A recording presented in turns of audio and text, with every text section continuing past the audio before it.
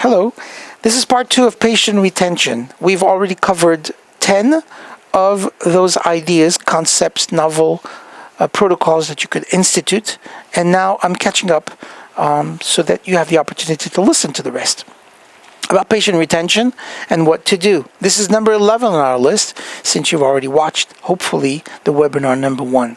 Here's what you can do about your patient. You can ask them what you can do better. Ask your patient. They'll let you know. It never hurts to ask your patients what they would like your practice to change or to improve. It's good to know the truth. It's good to know the facts.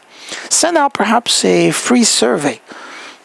Concept like SurveyMonkey or things like this.com give you the access to these things. Or some other free service that perhaps maybe even if you have to pay a small fee. And you could decide to change the type of concept and the feedback that you want based on what they're telling you.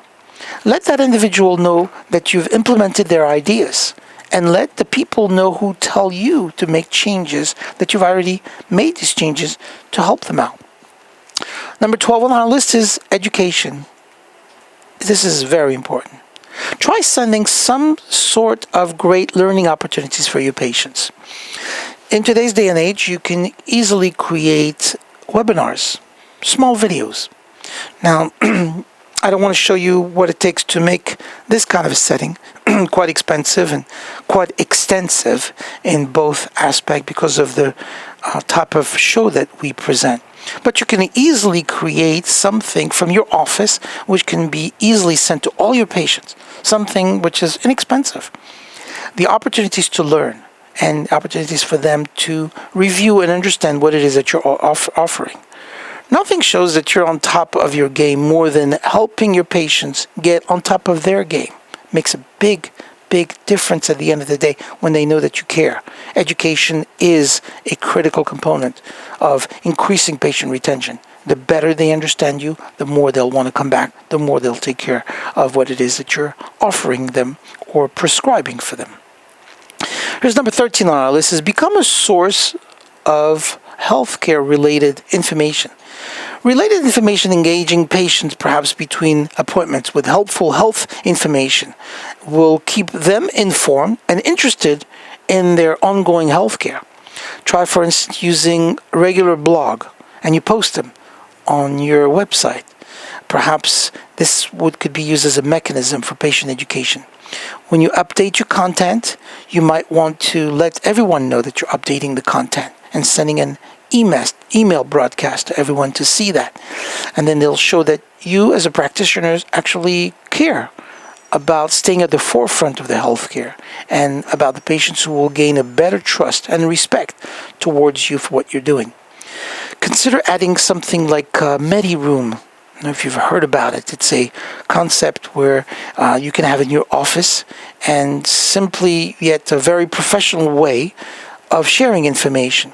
The way it works is it's a television that can play in multiple rooms, and you can purchase programs. It's literally a negligible fee, and I'm just telling you that this could help you a long way, because you won't have to educate your patient on a timely basis. And it's got all kinds of zones. It's got the main zone that shows information. It's got the side bar that promotes your Facebook and all the latest development. It also has a ticker where you can, have all kinds of information. I will mention that there is, for MediRoom, a great advantage, and that is that you could try it, see what your patients respond. If it works, keep it. If it doesn't work, send it back. It's a highly recommended process. And on the video, I'll show you to make sure that you can contact them and find out more about it. You don't have to go with that company. If you find something better, go for it. But the concept itself should be implemented. Here's number 14 on our list. Avoid calls going to voicemail. That's not good. You should never have that. Nothing is more frustrating than calling in to set up an appointment and hear it to go to voicemail, especially during working hours. Make sure that you know when your calls are coming in and that a friendly voice picks it up right away. Make sure that someone can help them Don't ever let that go. This is critical. And if you don't have that kind of person, then get the service, pay for it. It's well worth it. Number 15 on our list is return phone calls easily, quickly, promptly. Sometimes your office will be closed and a patient will leave a message. If this happens, call them back on that day and if possible within the hour. Returning a patient's call tells them that the patients, are important to you, which from the perspective of the practice, they most certainly are. But if it takes several days to get a call returned, the chances are that patients will start looking elsewhere for services, especially if it's a more urgent situation. Number 16 on our list is providing exceptional customer service, something which is unique. This means finding a ways to always go above and beyond, to enhance the patient experience at all times. Once you learn a patient's name, for instance, always remember to use it.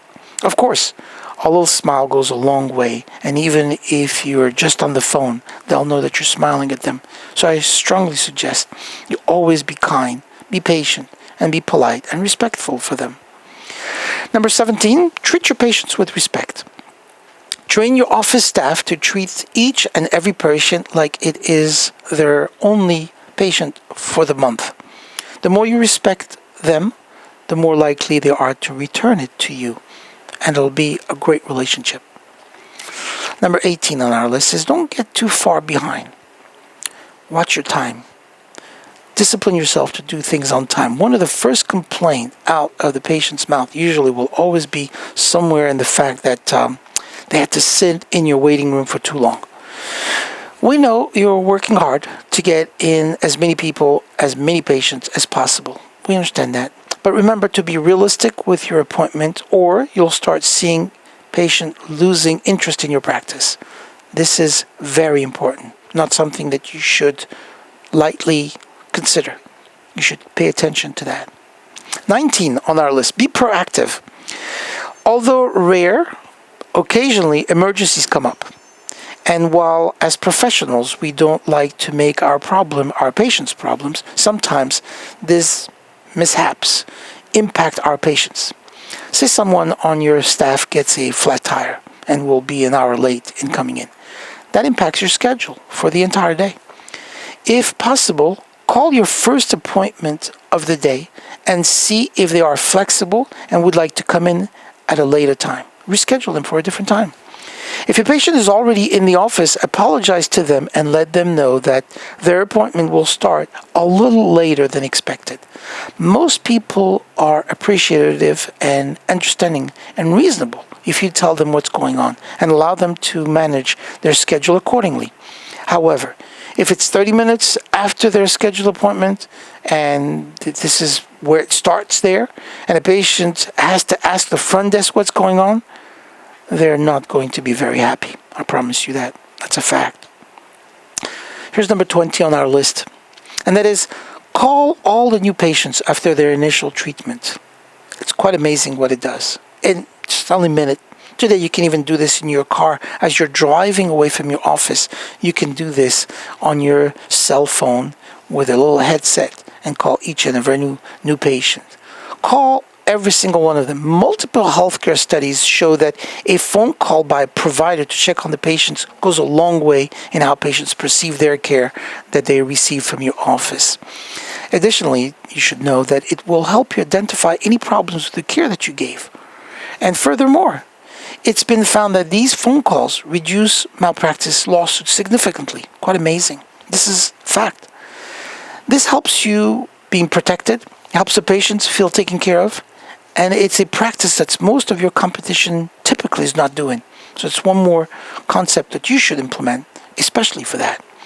And it's simple things like this, that phone call to your patients, and they'll remember most of their experience with you because of what you've done, and they will appreciate it. I hope this was very beneficial about increasing patient retention. I wish you all the best, and I look forward to speaking with you very soon on part 3 of patient retention. Thank you very much, and God bless you in all that you do.